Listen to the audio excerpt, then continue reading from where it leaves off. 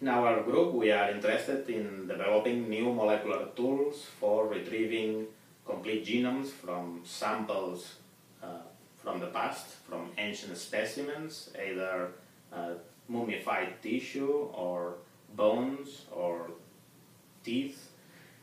We work with Neanderthals, with prehistoric modern humans, even with extinct species like mammoth. And we want to analyze these paleogenomes to reconstruct ancient population movements, ancient migrations, ancient affinities that we cannot grasp from the analysis of modern populations.